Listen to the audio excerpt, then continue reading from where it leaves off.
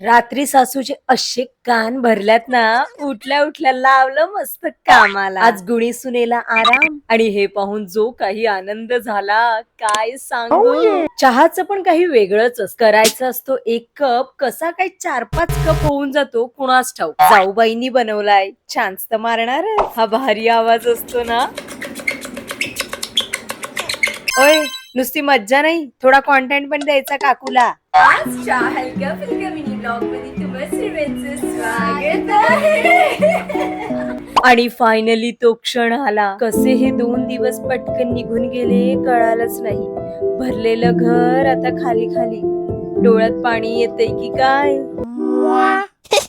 तुम्हाला वाटत असेल चालल्या ना, फुल पैसा वसूल ट्रिप करायची ठरवून आल्यात त्या, म्हणून आता दुपारच्या जेवणासाठी निघाल्या नंदेकडे. ह्या उन्हात पण यांना काय सुचलं तर शॉपिंग करायला सुटल्या. खुली असल्यासारखं बॅगा आणि पोरं आमच्याकडे दिली आणि म्हणे तुम्ही जा. ओ, आता माझी ट्यूब पेटली.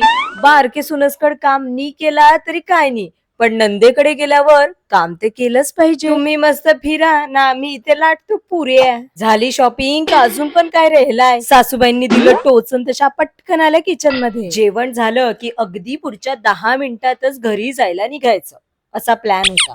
पण जसं भाऊजींनी हे पिवळं नारंगी दिसणारं काहीतरी आणलं, निघायचं मनच नाही झालं. तशी तर आपल्याला 10 लोकात 2 प्लेटची सवय नाही, प्रत्येकी 1 प्लेट मिनिमम. पण अजून घरचे आंबेच नाही हो झाले, म्हणून चालून घेऊ. गोवा ट्रिपचा नशा अजून काही उतरलेला दिसत नाही. माझं सांगते, पहिलाच डाव ना लागली नाही ते थप्पी. काळ्या कपड्यांच्या मध्ये बसशील तर हरणार नाही तर काही जिंकणार आहेस का? हा शेवटचा डाव आहे. All in. काय वाटतं, मी जिंकेन की नाही? चला निघा आता, फार सुट्टी झाली. 2 दिवसात ही पण जाम ऍक्टिंग शिकले.